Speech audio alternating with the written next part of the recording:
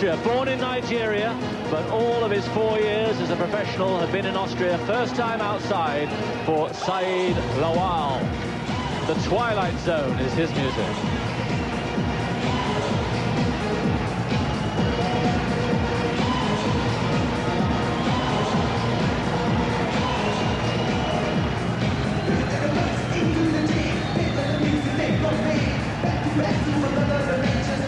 Looks okay now, and the way he looked a little apprehensive, and understandably so. Well, I like to see fighters who are a little bit apprehensive. This is a big night for him. If he was too relaxed, then there'd be something wrong. Being keyed up is just part of a fighter's tools. You have to be keyed up, you have to be worried, you have to be on edge. And if Lawal is on edge, then I think that's all to the good.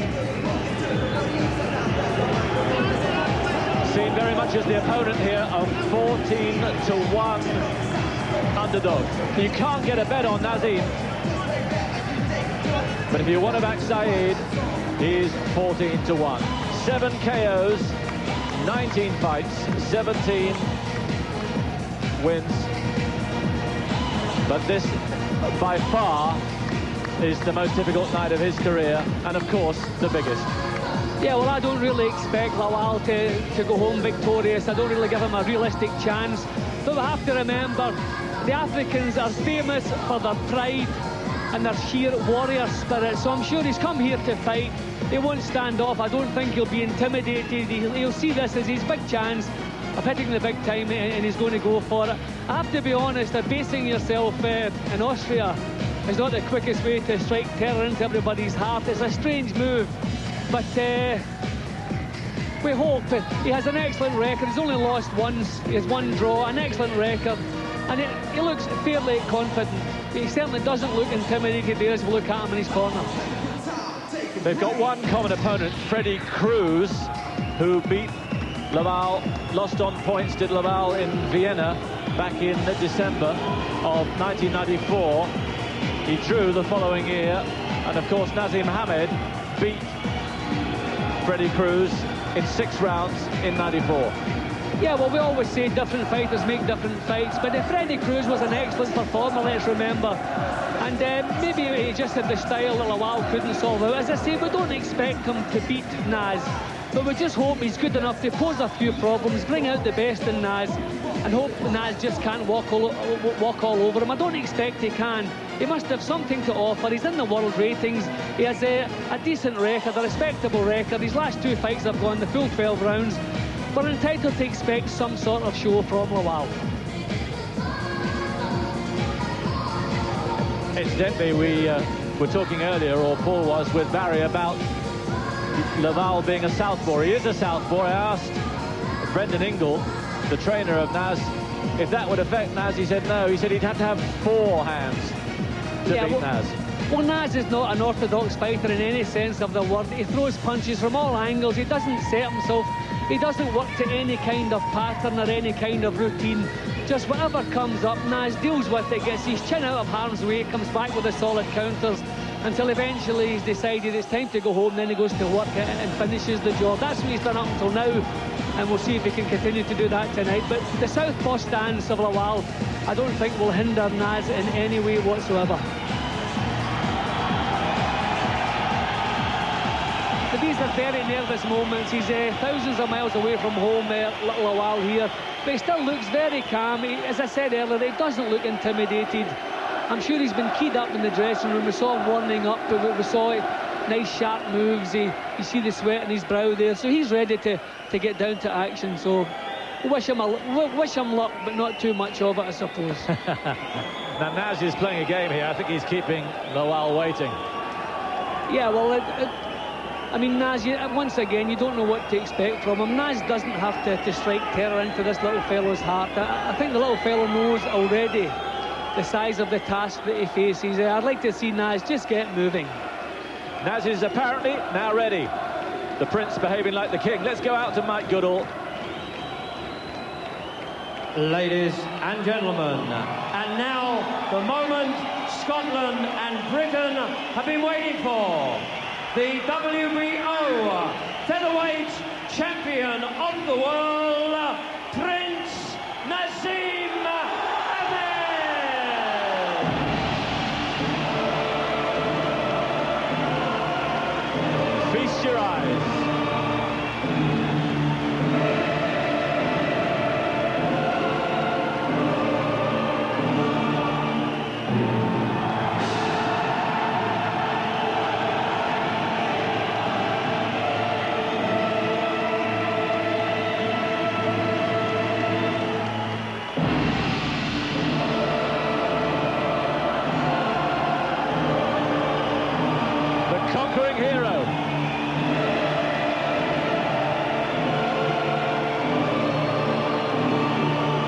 ultimate boxing showman of the 90s.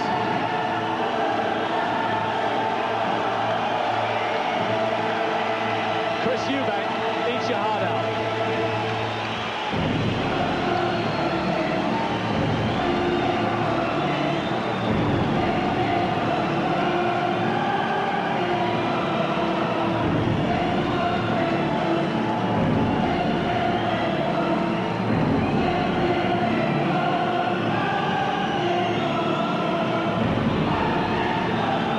Very different from the kind of music that Naz has been playing at this kind of volume for the last hour.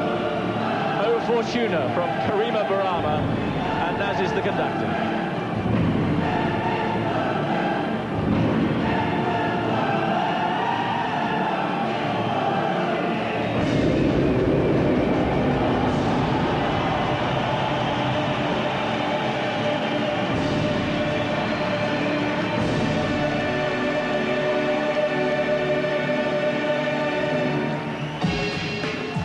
And now Naz's own little concoction, something he mixed himself. He calls it knockout position.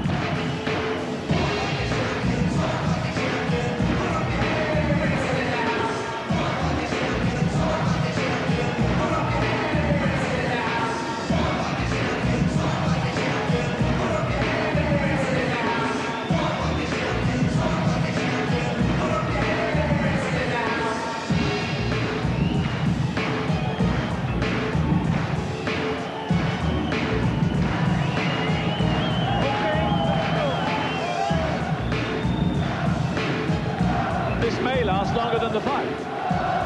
Well, the only one person in the whole arena who's not looking at the entrance of Naz is little sad Lawal. He's standing in his corner, just facing away from all the ballyhoos. So he's just trying to keep himself focused on the job. This is the type of entrance that really could intimidate a visitor, but he's doing the right thing. He's ignoring it completely, just shadow boxing in the corner as Naz comes strutting towards the ring. Still not exactly in a rush. Well, most fighters at this time, they start wondering, what am I doing here? Why am I not out with my mates for a pint? But Naz loves the fight game. He's one of the few boxers who actually enjoys going into the ring. Most people, they prepare for the fight, but they worry about it. Naz relishes this. He loves it. Look at him. Loves every minute of it.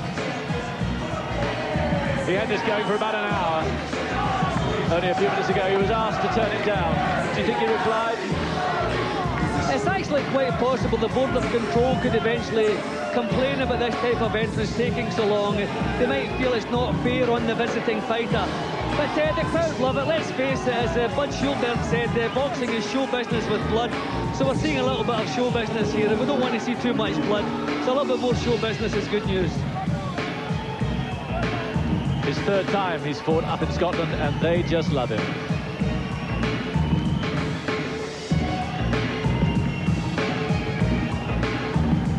Even with so many distractions in the sporting arena this weekend, this has been a sellout, and it was a long time ago.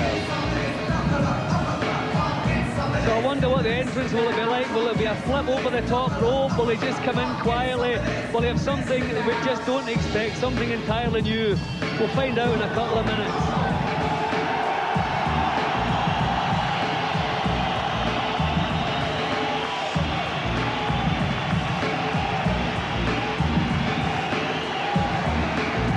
He wants to party some more.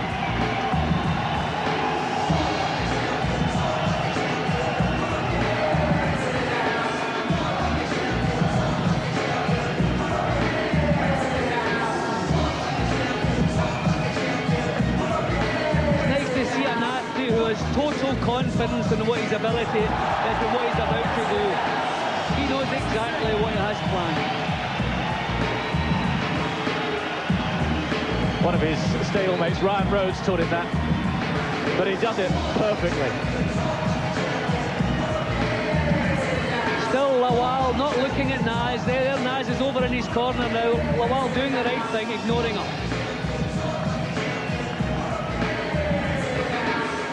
Naz doesn't look overawed by the occasion. Yeah, hardly. Yeah, Naz still enjoying himself. A wonderful entrance, something new every time you see him. Now he's having a little go at intimidating his opponent. See Lawal just brush him off there. Let's have a look now at the relevant statistics. There you are, Lawal 6 years older. Both of them short, even for featherweights. Naz just 4 ounces inside the limit. Lawal a pound inside. And there the fight stats, and you can see Naz only 3.6 rounds averaging per fight, and Lawal the other way around, 6.3. And 8 of Naz's wins have come in the second round, the round that he predicts he'll win this one in. Right, let's go back to the MC, Mike Goodall. Ladies and gentlemen, this contest is sanctioned and conducted under the rules of the World Boxing Organization, whose president, Senor Francesco Valcasel, is at ringside with supervisor John Montana from Arizona. The British Boxing Board of Control supervisor is Mr. Simon Block, and the steward in charge, Mr. Brian McAllister. The timekeeper at the bell, Mr. Jim Russell of Glasgow, and the judges at ringside, appointed by the WBO, Mr. Luis Pavon from Puerto Rico, Mr. Jose Rivera from Puerto Rico, and Mr. William T. Connors from the United States of America. And in charge of tonight's action, officiating in his 126th contest, and referee this evening, Mr. Fernandez of Puerto Rico. There's Ismael Fernandez, who officiates, but of course won't score. The 3 judges will do the scoring here. Live from the SECC in Glasgow, on Europe's premier sports channel, Sky Sports, and the Big Time Boxing, where it's Big Fight Time.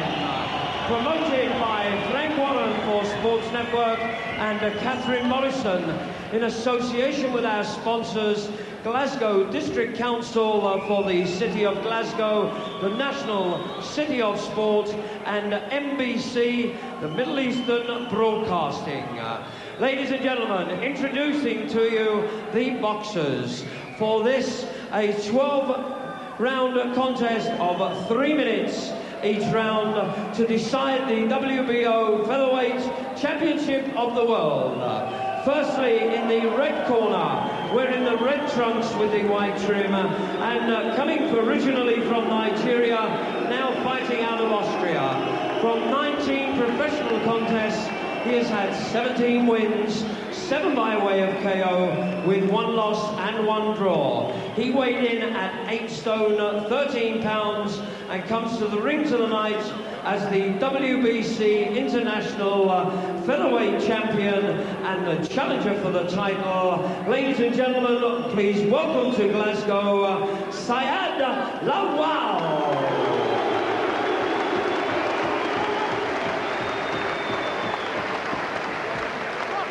And across the ring, ladies and gentlemen, in the blue corner, wearing the leopard and coming from Sheffield and the Yemen.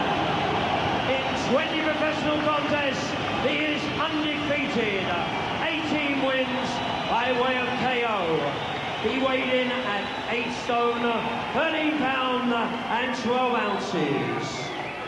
He is Britain's most exciting fighter and the current WBO Featherweight Champion of the World, making the first defense of his title. Ladies and gentlemen, the incredible, unbelievable Prince Naseem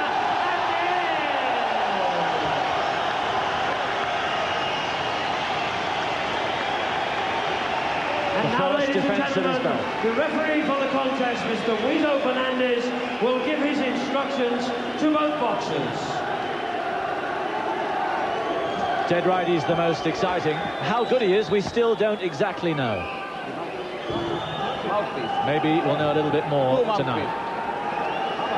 Well, now is the time for Lawal to meet them eyeball to eyeball, and he still has not been prepared to do that. He's refused to meet Naz's gaze all the way through the introductions. So now we'll find out if indeed he is intimidated. It's been some build-up.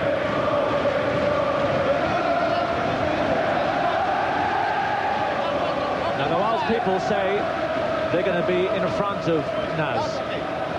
Take the fight to him. I don't think that's a bad idea, as long as you keep your chin down nice and tight between your shoulders and keep punching as you move forward. If you stay in front of Naz and don't throw any punches, then he's going to take you out. He can't back off. He has to go forward and try to get close. Round one. Oh, my word! That was the right hand we were worried about.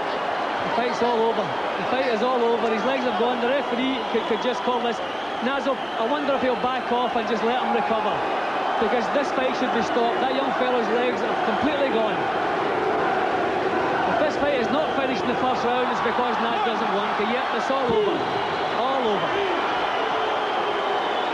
The most clinical finish seen in the British ring for some time. And Prince Naseem Hamed retains his WBO featherweight title. Well, we didn't learn anything new, but we're reminded of the chilling power that Naz has with one single punch. That's all it took. All that training, all that road work, all that preparation for one punch. And the next work is over. A few boos around because people feel they've got shortchanged. Yeah, well, people were expecting, I'd hoped for a little bit longer than there was promised. We were promised 5 minutes and we got like about 30 seconds. I haven't heard the official time yet. But I think people get a little bit disappointed. We really have to see a competitive match. Even if it's a short match, we don't mind, but it has to be competitive. Well, a one-punch start and finish is certainly not competitive. But breathtaking, wonderful power from Naz, but not a competitive match. So people, yes, I think they're entitled to feel just a little bit disappointed. Next up should be Danny Alicia of Puerto Rico, who's the #1 contender. He perhaps will ask a few more questions. There's the first knockdown, the very first punch of the fight. It's possible that Naz didn't really intend finishing the fight with one punch, maybe even surprised himself there. Maybe that was just a punch he threw. He stepped in with the punch. It was a wide hook.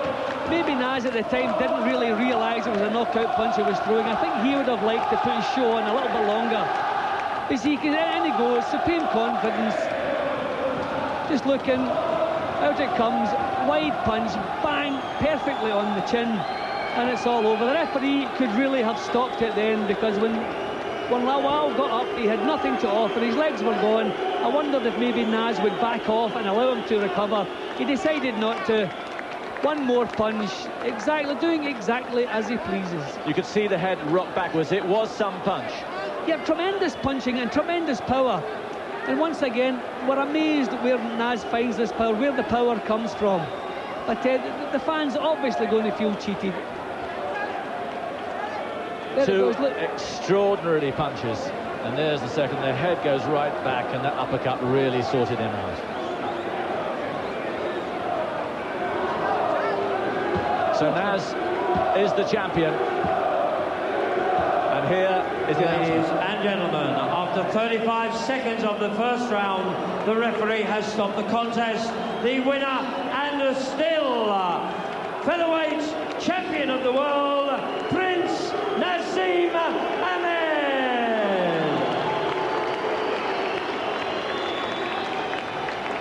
So Naz seems happy enough. A job done in spectacular fashion. Two ruthless right-hand punches. And he's still the champion. We'll be talking to the man right after this break.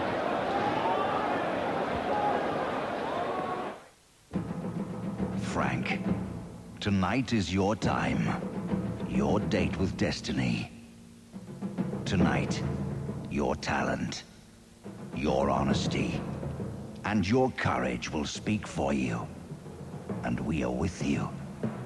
Frank, you've beaten the odds before. And Frank, this is how legends are created. Britain stands behind you. Sky subscribers can see the big fight live and a selection of repeat Sunday screenings by ordering now for just $14.95 on 0990 800 800. That's 0990 800 800. Cable viewers order through your local operator. Told you not to go away to boil that kettle. In case you missed it, it lasted 35 seconds. Prince Naseem Hamed retains his WBO World Featherweight Championship. It didn't look as though he was fighting the toughest opponent in the world, we have to say that. But Barry, you can't argue with the man. He keeps doing this, either in the first round, the second round, the third round.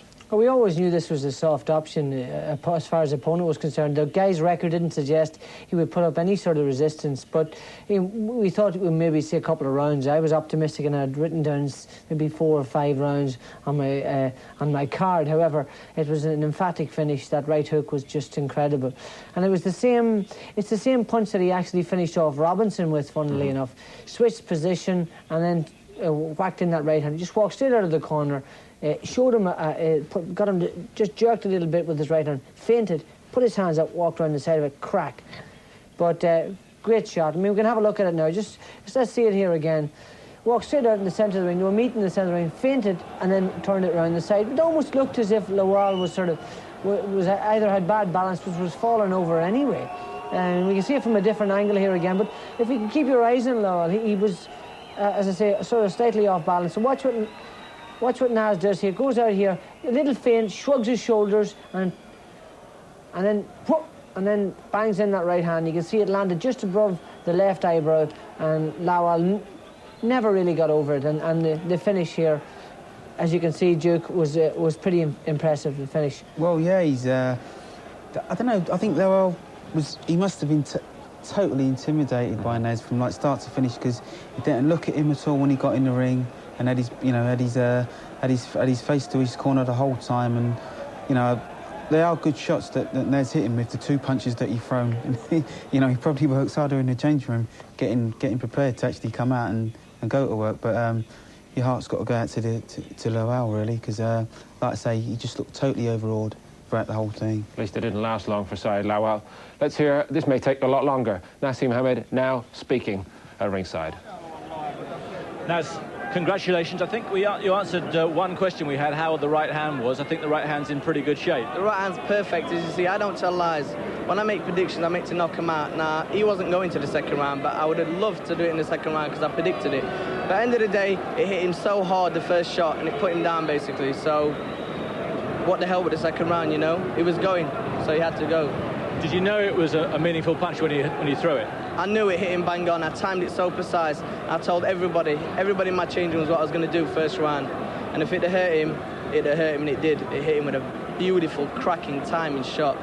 That's what a true professional is, a true world champion. So everybody out there what are listening, especially the fighters that want to fight like sweet, seeing stupid people out in Britain, they get knocked out, Sparko. After you knocked him down the first time, you just seemed to step back just for a fraction of a second, seemed to almost as if you were waiting for the second round, and then you came back in and it was a ruthless uppercut. A ruthless uppercut. I mean, at the end of the day, you've seen the shots yourself. They were so timed, precise. I was so cool, calm and collected. I wasn't missing anything. At the end of the day, I knew what I had to do, and the first round came, it ended, you know. We were watching your face during the ring walk, and even when you got in the ring and you were stalking him, he looked to be a little bit intimidated. Well, that's my opponent. I mean, I can't do anything about it. That's him. I came here, it's great in Scotland. I get a great buzz. The reception I got was unbelievable. I love the Scottish crowd, and you never know, I might be fighting here all the time. There's a few booing. I think they'd like to have seen a bit more of you. I think that's the response. Well, you know, that's how it goes. Boxing's boxing. I mean, I come out here and done my job, and I took him out with a perfect right hook, and then carried on and took him out in the first round. First round and second round, they knew they weren't going to get a late round job anyway. I said second round, but it ended in the first early. We've seen a few boxers in recent months saying how they're not in love with the game. You look as if you are absolutely in love with the game. I love the game. I'll always love the game. Boxing is a great game. It's the hardest sport out. But I've trained all my life from the age of 7. This is why I'm so good today. I just thank my parents, my family, everybody behind me, and the main thing behind me is Allah, that is God. What's next? Do you think Danny Alissier, he's the #1 contender, will you fight him next, or do you want to go for Azuma Nelson? I'll fight any featherweight, any super bantamweight.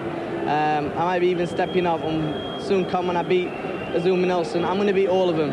I'm going to bring so many world titles back to England, it's going to be untrue. I'm going to be a legend, and I said that from the start.